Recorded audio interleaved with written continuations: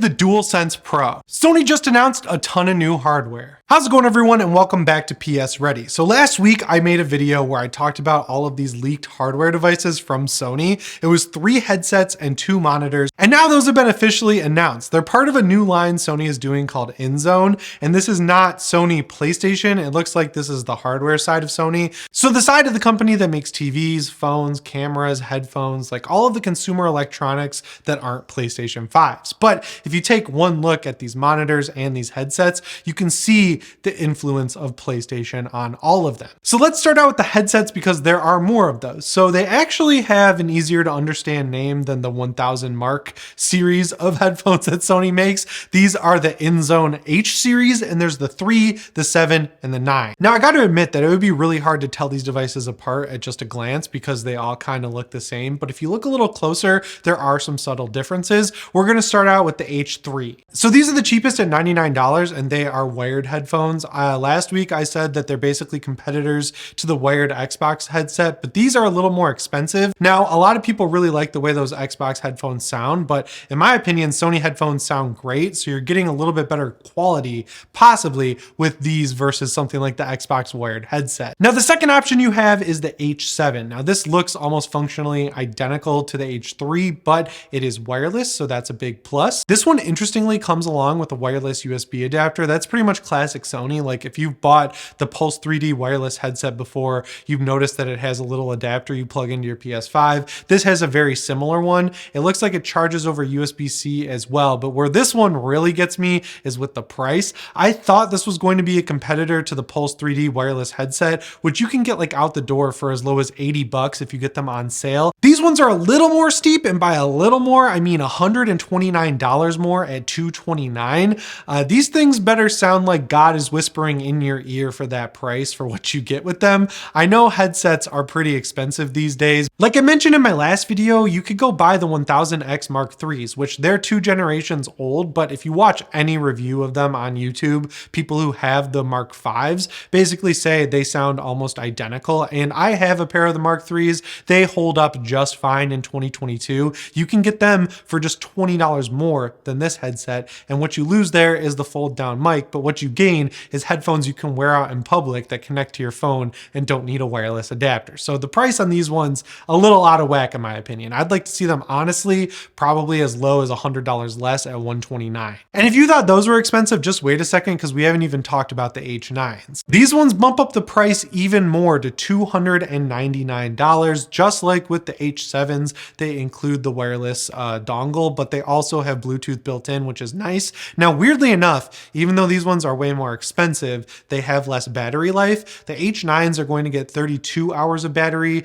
and the H7s are going to get around 40 hours of battery, which is a bit longer, right? Like that's 8 hours. Now, what you get for the extra money on the H9s is you get noise canceling, which again, if you've used the 1000Xs any generation, Sony's noise canceling is pretty comparable to Apple's, which I think is really good. And also you're getting leather ear cups. This is here nor there for me because those things get a little gross after a certain amount of time, no matter what material they're made of. So as long as they're replaceable, I don't really care what they're made out of. And the press release does say that these are inheriting the same noise cancellation from the 1000X line, which that's awesome. I have the 3s, the 4s I heard are really good, like almost perfect. And I've heard the 5s are literally perfect. Like you can't really tell the difference between the 4 and the 5s because the 4s were so good. But if they're pulling from the 5s, which I'm assuming they are, I don't think anyone's going to complain about the noise canceling with these bad boys. And I'm assuming that's also why the battery is less on the higher end ones. The coolest feature for me on the H7 and the H9, I haven't actually tried it, so I don't know how well this works, is if you're using the wireless dongle for gameplay audio, you can connect the Bluetooth end of it to your phone and keep your phone connected to the headphones with Bluetooth and your computer connected to the headphones with the wireless dongle. So if someone calls you or you want to filter music over your gameplay, you can do that from your phone. Where that would come in really handy for me is Destiny 2. I love the music in Destiny. I have heard far too much of it when I'm grinding out the weekly stuff. I usually just use my playlists, especially on the PS5. I love that that Apple Music is built right in. So this kind of gives me that same functionality on the PC if it works as advertised, which I don't know why it wouldn't because they're advertising it. I'm just skeptical because I haven't tried. But man, those fanboys on Twitter who get upset every time they announce a PC port are gonna be really upset when they see the marketing around these bad boys, because all of this stuff is being marketed for PC, but also perfect for PlayStation. Like to the point where if you use these headsets with your PS5, you're gonna see that you can use the 3D audio still, but they're gonna have InZone branding when you connect to your PS5. And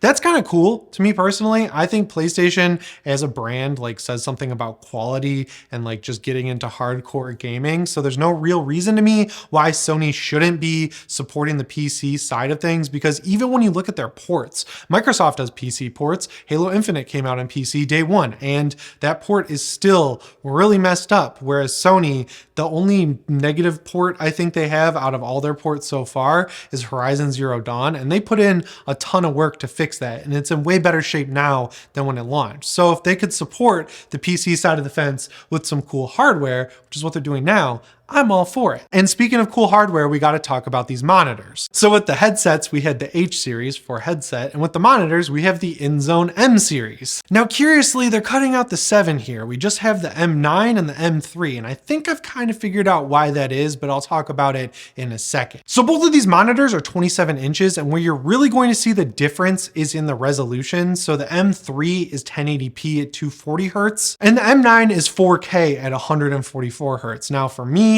personally, just like resolution alone, I think I would go with the 144 Hertz 4K because I don't have a PC that can even push 144 Hertz. I'd probably keep this thing at a lower refresh rate anyway, and having a pixel density that's higher than 1080p is super important to me. I mostly play at 1440p, so this monitor is kind of like more what I'm looking at. Now, because these are made by Sony to work with PC and PlayStation, they both come with variable refresh rate, which is awesome because the PS5 finally got that feature in a recent update. It's good to know that Sony is making monitors to go along with that feature. Kind of lines up with why they waited so long to include it. I'm assuming that this hardware was supposed to come out at around the same time as that update, which we actually heard a few months ago was going to be the case, but because of shortages and delays that are happening everywhere now, I'm sure this release date just got bumped back a bit. The M9 also has a standout feature, which is local array dimming. They basically explain this as something that makes it easier to see enemies and shooters in the dark. So like if you're looking at a dark section, you'll see the person if they're standing there, but it'll still look dark to you, so you won't have to boost your brightness on the monitor all the way up. The M9 will also get brighter when you're using HDR, which is good for PC players, I think, more than PlayStation players, because they just figured out HDR on Windows. It was not really a thing in Windows 10. Like you could use it, it just didn't really work all that well. Now it works pretty well in Windows 11, so that's good. Also, it is useful to PlayStation players, but I feel like they just have it more dialed in. There's also an app you can use to tune the monitor, which is nice. I just like whatever, it's a settings menu. These monitors are cool to me because they look like they're following the same design language as these headsets, as the Pulse 3D headset, as the DualSense, as the PS5. It's cool how they have this synergy. It reminds me of way back when they made that 3D PlayStation TV that had the exact shape of a PSP Go. Like it's identical looking to a PSP Go, but it had cool PlayStation branding, and I always wanted it. I saw it in GameStop, and it was always just a little too expensive for me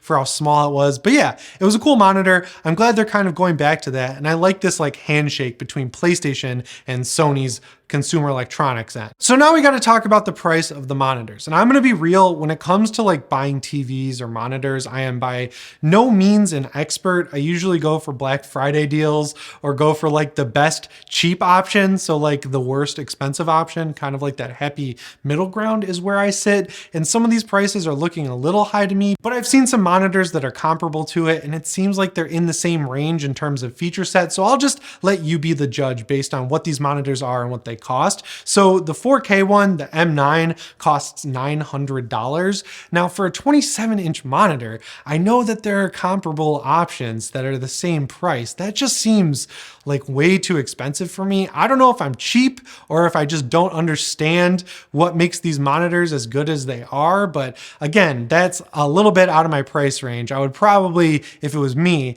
wait till the next year and buy this old model when it's on sale. And the 1080p 1080p variant, the M3, that one's still also pretty expensive at $529. Again, I don't know if this is a good deal or if this is on the high end or what. It seems expensive to me for what these are. So you really just have to judge how much you're going to use these features like the HDR, the high refresh rate, and also how badly you want that PlayStation look. Now that I've talked about the resolutions and the names, the M3 and the M9 and the 4K and the 1080p, I'm sure a lot of you are sitting there like, whoa, where is the 1440p monitor? And I would like to know that as well, because that's actually, if I was looking at buying any of these, that's the sweet spot for me, in my opinion. Like if I could get a 1440p, 144 hertz version like the M7, I would buy that in a second. And the only reason I can think of as to why we're not seeing that monitor being released at the same time as the H7 headset is because they're not ready with that feature for the PlayStation 5 yet. We know they're working on getting native 1440p support ready for the console, so we'll be able to game at 1440p instead of plugging your PS5 into this potential 1440p monitor and getting a 1080p output. You know, like I'm sure that's what they're trying to avoid here. And honestly, I wouldn't be surprised if they had this monitor ready to go for whenever Sony decides they want to release that update. And speaking of all the different Sony headphones, from the WX1000 Mark IIIs all the way up to the Mark Vs, and now these new Sony headsets, all of this stuff is linked down in the description. So if you want to help the channel out and you want to pick one of these up, make sure you do it through one of those links. All right, so we got the headsets, we've got the monitors, except for the 1440p one that we're not going to talk about anymore. And now we're wondering, where is this DualSense Pro? I mean, obviously it wasn't going to show up at this event because this is a new division within Sony that they're calling InZone, which I don't know, it sounds like EndZone, and I think it's probably one of their worst names. Like I feel like this is the monkey paw curling in because I didn't like the WX1000 Mark III naming,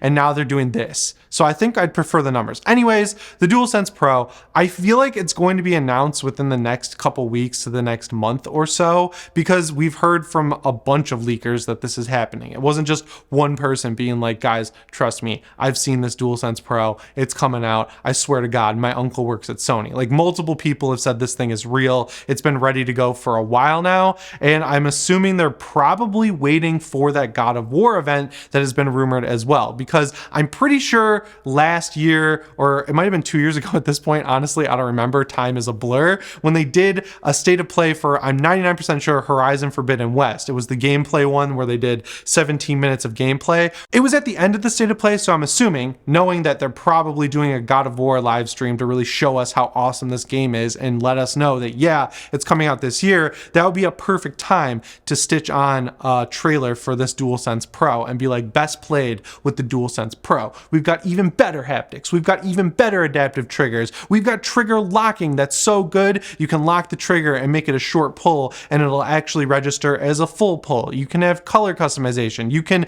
change out the thumbsticks. You can do all of this different stuff that you can't do with the regular DualSense. Now, as for price, I think this thing's going to be pretty pricey. I think on the Xbox side, it's kind of nuts that when these controllers come out, they basically expect you to pay half the price of a console with the quality control that they have on these things. So on the PlayStation side, if they really needed to win, $150 would be like the perfect price point, but it's Sony, they're on top, they don't really need the win. I'm assuming this thing's gonna be like $200, $220. It might even be more than that, which is crazy. But unlike this InZone stuff, which I've gotten to test out, I will shell out my own money for this controller. Even I'll use it wired on PC because I want a Pro DualSense that bad.